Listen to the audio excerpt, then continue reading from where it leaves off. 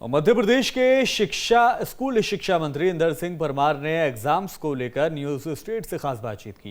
मंत्री इंदर सिंह परमार ने कहा कि अगर स्थिति ठीक रही तो जल्दी ही परीक्षाएं होंगी और परीक्षा की तारीख घोषित होने के 80 दिन के बाद 12वीं के छात्रों को परीक्षा परिणाम मिल जाएंगे। मध्य प्रदेश में कोरोना के आंकड़े लगातार कम होते जा रहे हैं, जो कहीं ना कहीं अपने आप में अच्छी खबर है। और इसी के साथ अब कहीं ना कहीं स्कूलों की ओर सभी का रुख हो रहा है, क्योंकि छात्र चाह रहे हैं कि क्या उनके एग्जाम होंगे या नहीं। मध्य प्रदेश सरकार के स्कूल शिक्षा मंत्री इंदर सिंह परमार जी हमारे साथ मौजूद, इसी से बात करेंगे।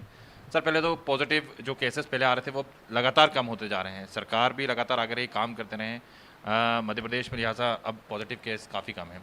अब ऐसे में सर, अगर हम परीक्षाओं की बात करें तो सर, परीक्षाओं को लेकर खासतौर पर अगर मध्य प्रदेश माध्यमिक शिक्षा मंडल की बात की जाए तो किस तरह की तैयारियां? देखिए, कोरोना के पॉजिटिव केसेस काफ़ी कम आ रहे हैं, उसमें सरकार के साथ साथ समाज का बहुत बड़ा योगदान है। और मैं इस आपके चैनल के माध्यम से समाज को भी धन्यवाद देना चाहता हूं कि उन्होंने अनुशासन का पालन करके सरकार के साथ कदम से कदम मिला करके गांव-गांव तक मदद की है। इसलिए यहाँ का समाज जब खड़ा होता है तो व्यवस्था में सुधार हुआ है। निश्चित रूप से समाज का बड़ा योगदान आज दिख रहा है। हम सब जानते हैं कि कोरोना के कारण हमने 12वीं की परीक्षा स्थगित की थी और 10वीं की परीक्षा हमने नहीं कराने का निर्णय किया है और उसका आकलन की पद्धति हमने तय करके रिजल्ट देने वाले हैं। लेकिन 12th की परीक्षा मध्य प्रदेश सरकार इस रूप में चाहती है कि 12th आधार बनता है, जेईई की एग्ज़ाम का आधार बनता है, नीट का आधार बनता है, कॉलेज में एडमिशन लेने के लिए आधार बनता है। इसलिए हम इस परीक्षा को आयोजित करें। पैटर्न में थोड़ा बहुत बदलाव करने का विषय आता है तो उस पर हम विचार कर रहे हैं। भारत सरकार के रक्षा मंत्री और शिक्षा मंत्री के माध्यम से 23 तारीख को एक बैठक का आयोजन किया गया, वर्चुअल बैठक हुई थी।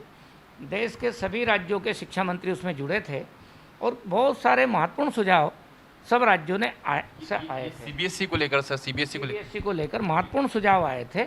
उसमें एक बात, ऑप्शन जो ए था उसमें कहा गया था कि हम पूरे मुख्य जो विषय हैं उन विषयों की परीक्षा आयोजित कर लें, 3 घंटे की ही कर लें। एक तो ये ऑप्शन था। दूसरा ये था कि भाई हम सभी विषयों की परीक्षा कर लें और 1.5 घंटे में कर लें और ऑब्जेक्टिव टाइप प्रश्न पत्र बना करके हम परीक्षा को संपन्न करा लें। इस प्रकार का 2 ऑप्शन उन्होंने सोचे थे, उसको सबके सामने रखा था।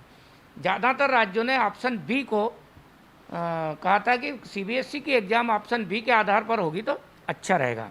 परंतु हमने हमारी कठिनाई बताई थी कि हमको 12वीं के प्रश्न पत्र छप चुके हैं, बंडल बन चुके हैं और ऐसी स्थिति में फिर से पेपर सेटिंग करने के लिए फिर शिक्षा के सारे शिक्षकों को बुलाना, उनके द्वारा प्रश्न पत्र फिर से तैयार कराना बड़ा लंबा समय लगता है और इसलिए परीक्षा और विलम्ब होगी। इसलिए हम चाहेंगे कि जो हमने प्रश्न पत्र बना लिए हैं उन्हीं प्रश्न पत्रों के आधार पर हम परीक्षा का आयोजन करें। लेकिन उसमें यह भी था कि भाई मुख्य सब्जेक्ट की केवल परीक्षा कर लें। तो हम हमारे यहाँ 5 सब्जेक्ट चलते हैं, तो 5 में से हम 3 की मुख्य जो सब्जेक्ट है उन पर परीक्षा आयोजित करा लें और बाकी का हम उनके जो नंबर आएंगे उसका आकलन के आधार पर उनको हम मार्किंग कर दें। इस प्रकार का सुझाव उन्होंने भी दिए थे, हम भी लगभग इसी पैटर्न पर काम कर रहे हैं।